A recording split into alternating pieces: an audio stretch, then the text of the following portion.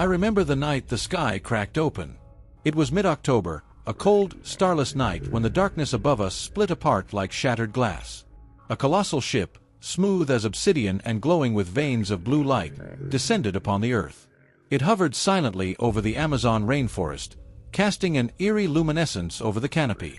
I was there, a journalist sent to cover illegal logging operations deep in the jungle. But what I witnessed was far beyond anything I could have imagined. The world held its breath as the beings emerged. They were tall, slender, and bioluminescent, with skin like shimmering quartz and eyes that seemed to peer into the soul. They spoke without words, their messages seeping into our minds like a cold stream of knowledge. Their leader, whom we called Elarith, delivered the message that would haunt humanity forever. We come not to conquer, but to warn. The tides of time are shifting. The earth remembers its guardians. The tribes of old will rise again, reclaiming what was theirs. Civilization as you know it will fall, not by war, but by the pulse of nature's wrath and the awakening of the ancients. The world erupted into chaos. Governments dismissed the message as an elaborate hoax. Scientists scrambled to understand the alien technology. Religious leaders proclaimed it a divine reckoning. Yet, in the heart of the rainforest, the indigenous tribes remained calm. The elders of the Kayapo, Yanomami, and Ashaninka gathered around ancient fires, whispering in languages that had not been heard beyond their villages for centuries. I was drawn to their serenity amidst the storm. I sought out Chief Arakami of the Kayapo, an old man with eyes like deep wells of knowledge. When I asked him about the aliens' warning, he simply smiled and pointed to the earth beneath us. The spirits of the forest have always spoken. The outsiders forgot. The earth never forgets.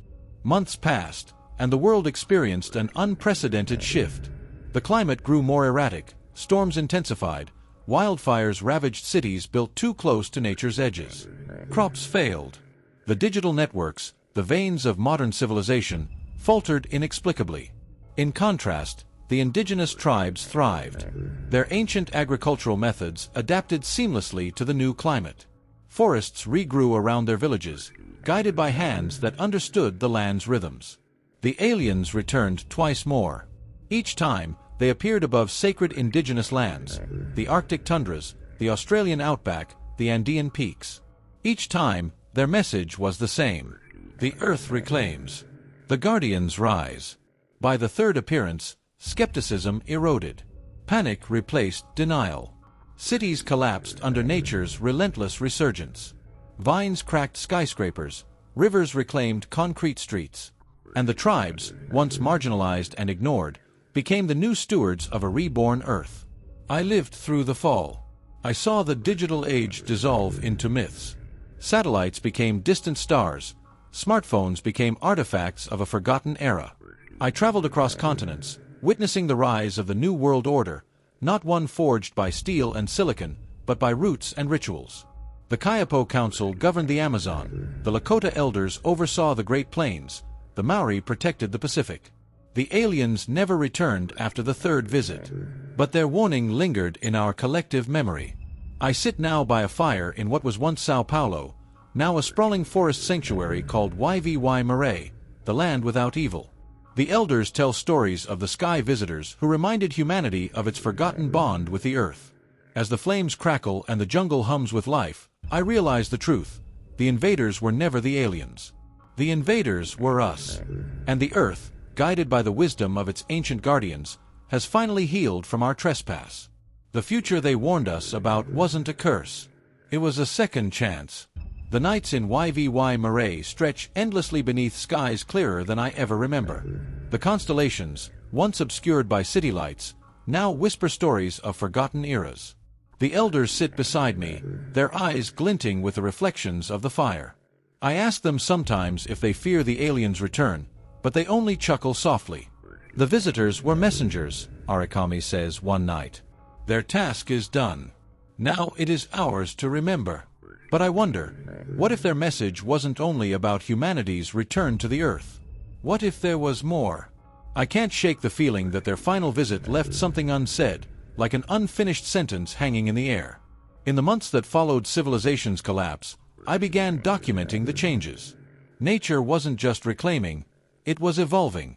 Bioluminescent fungi spread across forest floors like glowing veins, guiding nocturnal animals. The Amazon River shifted course, forming labyrinthine patterns reminiscent of ancient petroglyphs. The elders interpreted these signs as the Earth's consciousness awakening, a force they call Anhaga, the spirit of the land. One night, a strange event occurred. A soft hum, deep and resonant, vibrated through the earth. The animals fell silent, the trees seemed to shiver. From the heart of the jungle, a brilliant green light spiraled upward into the sky. I followed the elders as they moved toward the light without hesitation, their chants blending with the hum. We reached a clearing where the ground had split open, revealing a colossal stone circle etched with glowing symbols. At the center stood a massive tree, roots pulsing with the same bioluminescent light we had seen in the alien ship. Arakami knelt before it, pressing his forehead to the ground. The light intensified, and a voice, deep, ancient, and vast, filled the air. The cycle begins anew. The earth trembled. From the roots of the glowing tree emerged a figure, not human, not alien, but something in between. Its skin shimmered like wet stone, its eyes glowed like embers. When it spoke, the voice resonated through the marrow of my bones. You have remembered the old ways, but the challenge is far from over. The guardians of the earth must prepare. Others are coming, those who consume, who devour without care. The visitors warned of the earth's reclamation. We now warn of its defense. The being extended a hand toward Arakami, who placed his own weathered palm upon it. Their eyes locked, and the tree's light surged skyward, piercing the heavens. I followed the beam with my gaze and saw, far beyond the stars, faint glimmers, shifting, moving. Ships. Dozens of them. The voice continued. The earth will not fall again. The guardians must unite. The tribes who remember must teach those who forgot. The battle will not be of weapons, but of spirit. The invaders come not from the stars alone, but from the shadow of human greed, reborn in new forms. The figure dissolved into the earth, the tree's light fading into a gentle pulse. The hum ceased, and the jungle slowly came back to life. Arakami stood, his face pale but resolute. The visitors gave us warning, he said softly. Now the earth gives us a purpose. In the days that followed, runners were sent to distant tribes. From the Arctic to the Andes, from the Kalahari to the Outback, the guardians gathered. Elders shared prophecies long buried. Shamans invoked ancient rituals to awaken the land's latent forces. I traveled to the ruins of Brasilia, now overgrown with colossal vines. In what was once the National Congress, leaders from every surviving community met under the open sky. There were no flags, no formalities, only a shared purpose: protect the earth, whatever the cost. The sky has grown restless since that night. Strange auroras dance across the equator, and the winds carry scents from lands oceans away. The earth itself seems to breathe with anticipation. And I write this now, not as a journalist, but as a witness. The earth remembers. The guardians rise. And somewhere beyond the stars, something watches, waiting. The battle for the earth has not yet begun. But the whispers grow louder every night. And I fear the next visitors will not come bearing warnings, but conquest. The nights became restless after that revelation. The jungle, once a sanctuary of calm and mystery, now thrummed with an anxious energy, like a drumbeat before war. I lay awake beneath the stars, listening to the sounds of the earth, the rustle of leaves, the distant roar of a jaguar, the faint hum that never truly disappeared after that night by the glowing tree. The voice had warned us, others are coming. The elders acted swiftly. Tribes that had remained isolated for centuries began to communicate through ancient networks of messengers. Knowledge long dismissed as folklore was brought to the surface. I witnessed ceremonies where shamans painted their bodies with sacred dyes, chanting into the earth as if whispering secrets to the roots themselves. They believed the earth's consciousness, Anhaga, was preparing to awaken fully. Chief Arakami summoned me one morning. His face, usually calm and wise, looked worn. The forest speaks of strangers, he said. Not from the sky, but from the ruins of the old world. I didn't understand until he led me to a high ridge overlooking what was once Manaus. The city had been swallowed by the forest. Vines coiled around skeletal buildings, and jaguars prowled the empty streets. But at the port, something was different. Metal glinted in the morning sun. People moved in coordinated patterns, unloading crates from boats powered by unfamiliar, silent engines. Through binoculars, I saw their insignia, a black serpent coiled around the earth. Their faces were hard, their eyes devoid of the reverence we had come to embrace for nature. They wore sleek, unfamiliar armor and carried weapons I didn't recognize. "Who are they?" I whispered. "The ones the Earth warned us about," Arikami said. "The Shadow Cartel." Stories of the cartel had drifted through the jungles like ghost tales. After the collapse, remnants of old-world corporations had merged with rogue militias, forming a predatory force that sought to exploit the Earth's new vitality. Where tribes healed, they plundered. Where the land thrived, they scorched. And now, they were here, at the heart of the Amazon, the planet's spiritual core. The council convened that night. Fires crackled beneath the canopy as tribal leaders debated the path forward. Some called for retreat into the deep jungle. Others demanded confrontation. Arikami stood last. His voice, though soft, commanded attention. "The Earth has chosen us as guardians," he said. "To run now is to abandon that sacred duty. The invaders do not come from the stars alone, they come from within us, from the greed we once embraced. We cannot hide. We must stand." The decision was made. We would fight, not with weapons of metal and fire, but with the Earth itself. The shamans worked tirelessly, invoking ancient rites that resonated with the land's awakened spirit. I watched as roots grew unnaturally fast, forming barricades around villages. Rivers shifted their courses overnight, creating natural moats.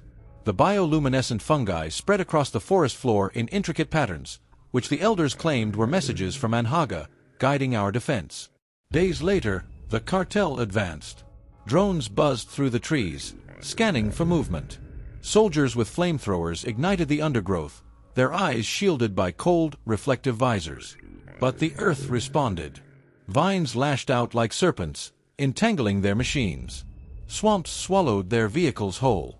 In one terrifying moment, I saw an entire platoon trapped as the ground beneath them cracked open, roots dragging them into the depths. The jungle fought alongside us. The animals, too, seemed to sense the invasion. Swarms of stinging insects descended on the intruders. Jaguars, usually elusive, stalked and eliminated isolated patrols. The cartel's technology faltered against the sheer, unrelenting will of the Earth itself. But then came the sky. Metallic ships, sleek and angular, descended through the clouds. Not the smooth, organic crafts of the visitors who had warned us, but dark, predatory constructs bristling with weapons. They unleashed waves of fire upon the forest, scorching sacred groves and ancient sites. The air thickened with ash, the ground trembled under the assault. We retreated deeper into the forest, to the sacred tree that had first delivered the Earth's warning.